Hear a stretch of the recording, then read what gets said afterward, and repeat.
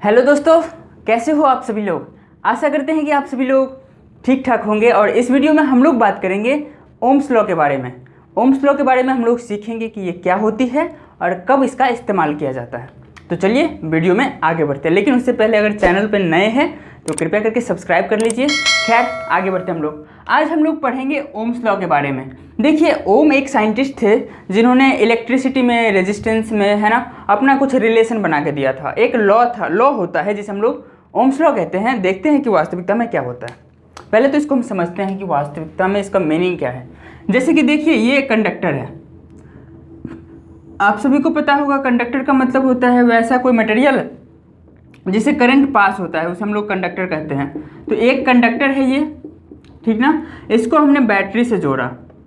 हमारे पास एक बैटरी था कुछ ऐसा, ये बैटरी का सिंबल होता है, ठीक ना। बड़ा वाला एंड प्लस होता है और छोटा वाला एंड माइनस होता है।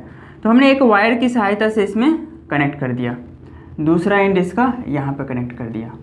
तो आप सभी यहाँ पे देख रहे हैं कि एक हमारा सर्किट कम्प्लीटली तैयार हो चुका है। इसका वोल्टेज भी है, ठीक ना। तो ऑब्वियस सी बात है, यहाँ से ये इस तरह से कुछ यहाँ पे भी वोल्टेज रहेगा और इधर जीरो रहेगा, तो पोटेंशियल डिफरेंस भी हो जाएगा। आप सभी को पोटेंशियल और पोटेंशियल डिफरेंस के बारे में पता होंगे, तभी ये समझ सकते हैं। तो देखिए दोस्तों, यहाँ पे होगा क्या है ना, इनसे करंट निकलना स्टार्ट होगा, आई, है ना, कुछ इस तरीके से जाएगा और इस कंडक्टर में करंट आई फ्लो होगा, है ना, वो इस डायरेक्शन में होगा। ध्यान से समझिए इस चीज़ को। ऐसे करके करंट फ्लो हुआ और फाइनली बैटरी के अंदर जाके इन कर गया। तो सर्किट में कुछ ऐसा करंट फ्लो हो रहा है। बहुत अच्छी बात, ये चीज़ हमें समझ में आया। तो इसी चीज़ को समझते हुए ओम ने बताया, है ना, कि एट कांस्टेंट टेम्परेचर, मतलब एट कांस्टेंट टेम्परेचर,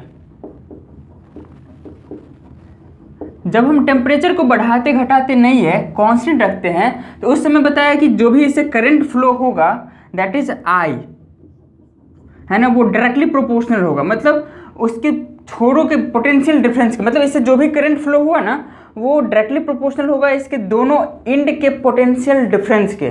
क्लियर। तो अगर ये पॉइंट भी है, सॉरी ये पॉइंट ए है, इस पॉइंट का नाम दे दीजिए ए और इसका नाम दे दीजिए बी। अगर ए और बी दो पॉइंट है तो ये दोनों इसका एंड होगा, किसका, कंडक्टर का। और यहाँ पे पोटेंशियल हो जाएगा एक का भी, दूसरे का जीरो, तो डिफरेंस आ जाएगा भी। तो उन्होंने बस इतना बताया था कि आई डायरेक्टली प्रोपोर्शनल होता है भी के। इसका मतलब ये रिलेशन हुआ, भी डायरेक्टली प्रोपोर्शनल होगा आई के। दोनों चीज़ तो बात बराबर ही है। तो यहाँ पर दोस्तों एक चीज़ को समझिए, है ना, भी बराबर हम लोग लिख सकते हैं ऐसा।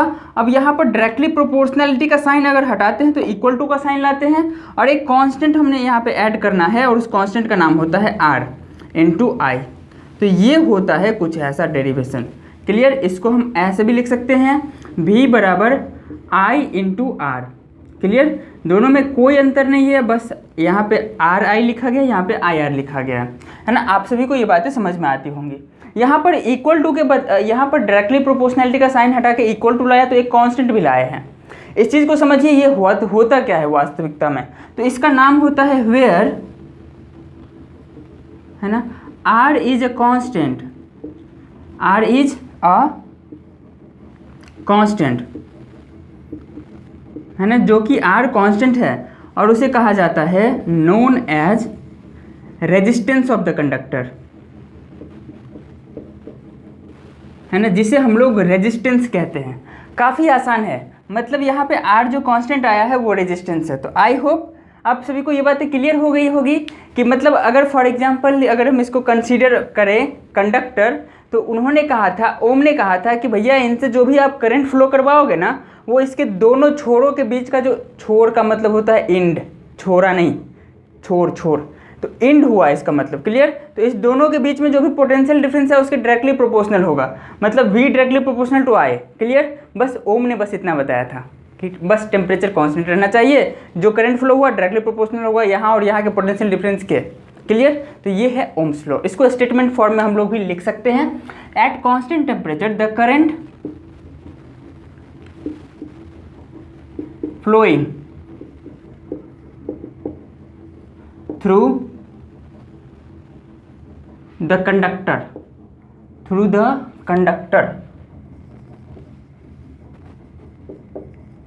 is directly proportional to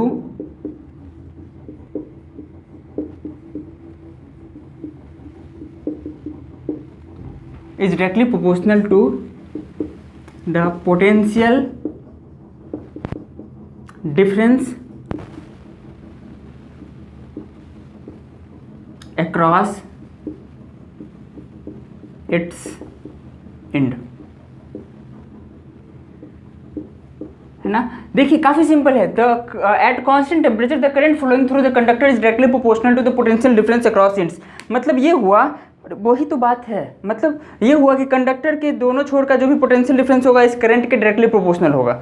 ओम ने बस इतना बताया था, है ना। ओम एक साइंटिस्ट थे। अब ये इसको इतना रिस्पेक्ट मिला, इतना रिस्पेक्ट मिला कि ये जो क्वांटिटी आया ना रेजिस्टेंस, इसका जो यूनिट है ओम रख दिया गया। इसका जो यूनिट है ना, इसका यूनिट ओम रखा गया, OHM।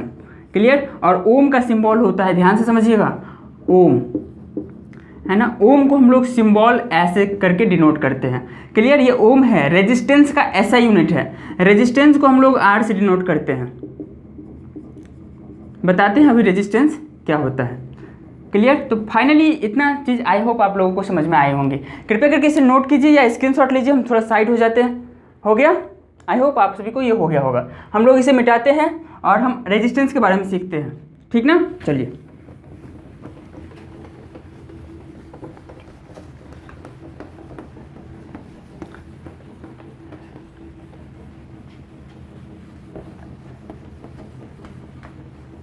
तो दोस्तों अब हम बात करते हैं रेजिस्टेंस के बारे में कि रेजिस्टेंस क्या होता है।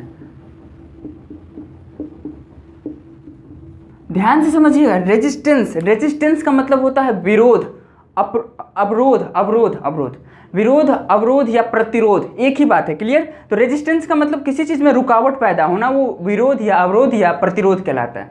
तो यहाँ पर हम लोग समझेंगे इलेक्ट्रिक करंट के रुकावट की। क्लियर। जैसे फॉर एग्जाम्पल ये कंडक्टर है, तो ये पूरा का पूरा करंट फ्लो नहीं करता है। कहने का मतलब इससे जो भी करंट फ्लो होगा ना, है ना, उसमें कुछ रुकावट भी पैदा करेगा। अगर ये प्लास्टिक है तो बिल्कुल भी करंट नहीं फ्लो करेगा, मतलब बिजली में लगा भी दिया ना तो कोई हाथ में करंट नहीं लगेगा। लेकिन यही इतना बड़ा अगर लोहे का रहता तो उस कंडीशन में, जैसे मान लीजिए ये है, ये भी तो प्लास्टिक ही है।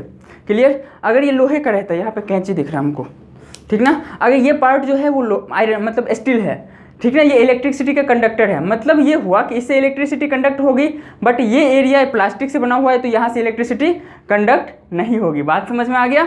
चलिए, तो ध्यान दीजिएगा दोस्तों कि जो भी कंडक्टर होता है ना, उसमें कुछ ना कुछ रेजिस्टेंस होता है, इलेक्ट्रिक करंट को फ्लो होने में रुकावट पैदा करता है, तो उसे हम लोग रेजिस्टेंस कहते हैं। रेजिस्टेंस को हिंदी में प्रतिरोध कहा जाता है, इलेक्ट्रिक करंट को हिंदी में धारा कहा जाता है, विद्युत धारा। तो सिंपल सा डेफिनेशन है कि धारा के बहने में जो विरोध करता है उसे ही प्रतिरोध कहा जाता है। मतलब इलेक्ट्रिक करंट को फ्लो होने में जो अपोज करेगा उसे ही क्या कहेंगे हम लोग, इलेक्ट्रिकल रेजिस्टेंस। तो काफ़ी सिंपल है, इलेक्ट्रिकल रेजिस्टेंस का सिंबल होता है R, है ना। और यहाँ पर लिख देते हैं हम, इट अपोजेज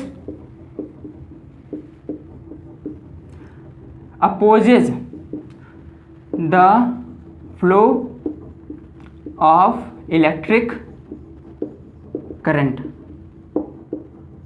है ना। ये इलेक्ट्रिक करंट को बहने में रुकावट पैदा करेगा। अभी जस्ट हमने पढ़ा था V बराबर I इंटू R। देखिए दोस्तों, यहाँ पर V जो दिख रहा है आपको, V क्या है, potential difference, potential difference. I क्या है, इलेक्ट्रिक करंट।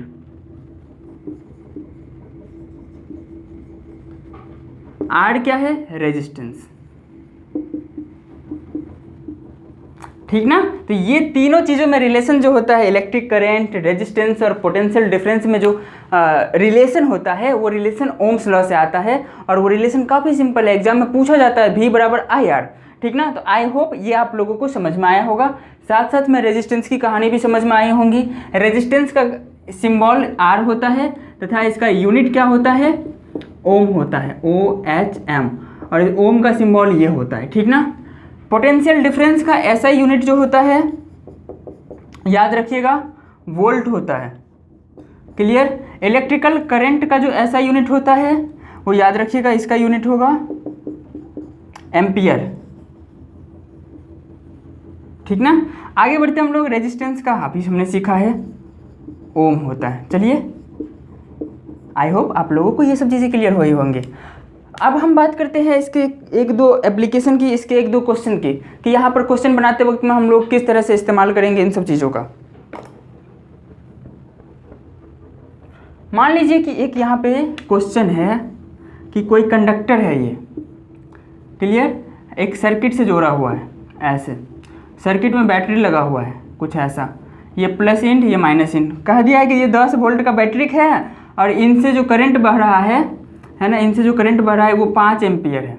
तो आप हमको ये बात बताइए कि इससे कितना करंट फ्लो होगा, सॉरी 5 एम्पियर का करंट फ्लो हो रहा है तो इसका रेजिस्टेंस कितना होगा, क्लियर। तो ये चीज़ को हमें पता करना है, तो है ना सिंपल से लिख लेंगे V बराबर 10 वोल्ट,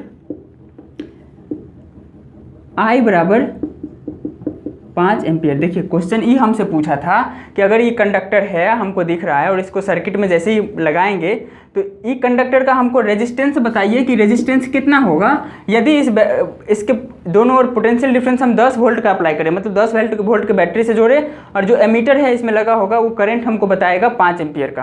तो ध्यान दीजिएगा मेरे दोस्तों, यहाँ पर V बराबर होता है I into R, according to Ohm's law, Ohm's बाबा के अनुसार V बराबर होता है IR, ठीक ना। तो ध्यान दीजिएगा V की जगह पे कितना पुट करें 10, I की जगह पे कितना पुट करें 5, R की जगह पे R पुट करेंगे, R बराबर हो जाएगा 10/5, 2 बराबर 2 ओम, क्लियर। तो इसका रेजिस्टेंस कितना बराबर हो जाएगा 2 ओम। बातें समझ में आ गई तो बोलो हाँ। 5 दूनी 10, काफ़ी सिंपल है। आई थिंक आप लोगों को ये समझ में आ गया होगा, क्लियर। इसी तरह से वो देखिए 3 डेटा है V I R, इस तीनों में से कुछ भी पूछ सकता है वो, लेकिन ध्यान दीजिएगा अगर एक इक्वेशन है तो एक अननोन रहेगा, बाद बाकी 2 डेटा डायरेक्टली या इनडायरेक्टली रूप से गिवन रहेगा। अब एक चीज़ और आपको हम बता दें कि इलेक्ट्रिक सर्किट में जो पोटेंशियल डिफरेंस हम लोग मापते हैं ना वो वोल्ट मीटर होता है, क्लियर। जैसे पोटेंशियल डिफरेंस, पहले तो इसको छपाई कीजिए, हम लोग मिटा रहे हैं इसको, हो गया, या स्क्रीनशॉट लीजिए ना, सबसे सस्ता उपाय, उतना परेशानी में नहीं पड़ी अभी। देखिए लेकिन नोट्स बनाइएगा तो आप सभी के लिए काफ़ी बेहतर रहेगा। खैर आगे बढ़ते हैं।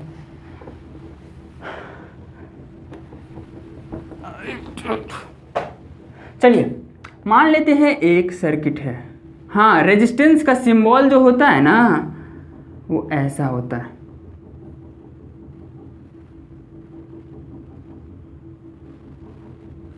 ऐसा होता है रेजिस्टेंस, ये है रेजिस्टेंस, दोनों तो एक ही चीज़ है, एक ही को बनाइए ना, क्या दिक्कत है,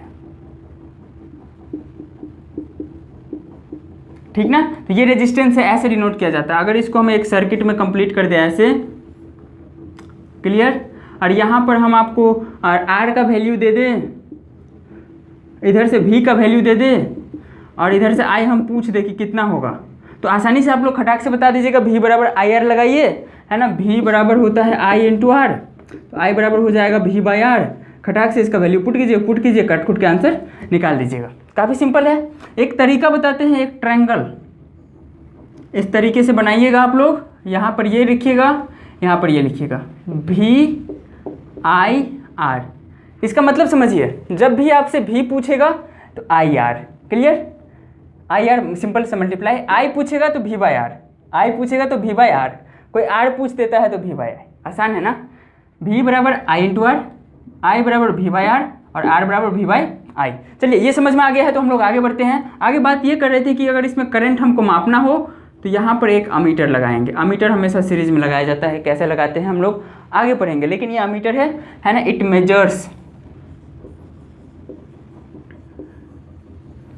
मेजर्स